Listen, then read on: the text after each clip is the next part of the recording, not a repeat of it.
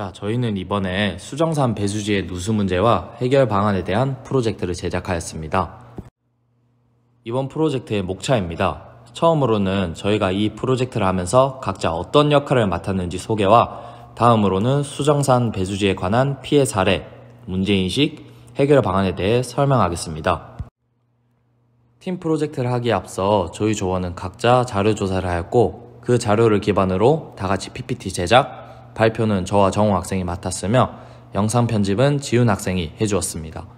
저희가 왜 이 수정산 배수지의 누수 문제를 주제로 삼았느냐 하면 팀플 주제 선정이 상수도에 관한 자유주제여서 어떤 걸로 하면 좋을지 생각하던 중 올해 초 수정산 배수지의 누수 피해에 관한 뉴스를 시청하였고 마침 상수도 공학이라는 과목을 배우면서 상수도 처리 과정 중 배수 부분이랑 밀접한 관계가 있어 흥미를 가지게 되었고 더 자세히 알아보면 좋을 것 같아서 이 주제를 선정하게 되었습니다. 현재 수정산 배수지는 동구 수정동에서부터 부산 진구 가야동까지 이어지는 터널형 배수지입니다. 왜 터널형으로 지었느냐 하면 산림지역의 훼손을 최소화하기 위해서이며 최소 부지로 대용량의 배수지를 설계할 수 있어서 이 터널형을 선택하였습니다. 이 다음은 이 수정산 배수지의 누수로 인한 피해 사례들입니다. 이 수정산 배수지 인근 마을에 물이 비약적으로 많이 흘러 주민들의 불안감을 주었으며 사진을 보아 알 수 있듯이 집안 곳곳에 물때와 곰팡이가 낀 것을 알 수 있습니다.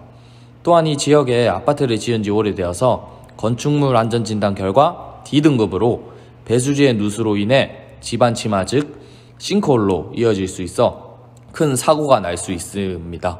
더욱 자세한 것은 뉴스를 통해 알아보겠습니다. 부산 동구 등 고지대 급수를 위해 건립된 수정산 터널 배수지가 내부 균열로 하루 400톤의 수돗물이 유출되고 있다는 뉴스 전해드렸습니다. 2년간 엄청난 양의 물이 줄줄 새면서 집안 침하가 우려되고 있는데 바로 인근엔 지어진 지 52년 된 부산 최고령 아파트가 있어 주민 안전이 걱정입니다. 김성기 기자입니다. 수정산 터널 배수지의 누수 원인을 찾기 위해 저장된 수돗물 2만 톤을 모두 뺐습니다. 방수제가 벗겨지거나 바닥과 벽에 균열이 확인된 곳만 모두 13곳. 바닥 이음부에는 철근이 빠진 곳도 3곳이나 발견됐습니다.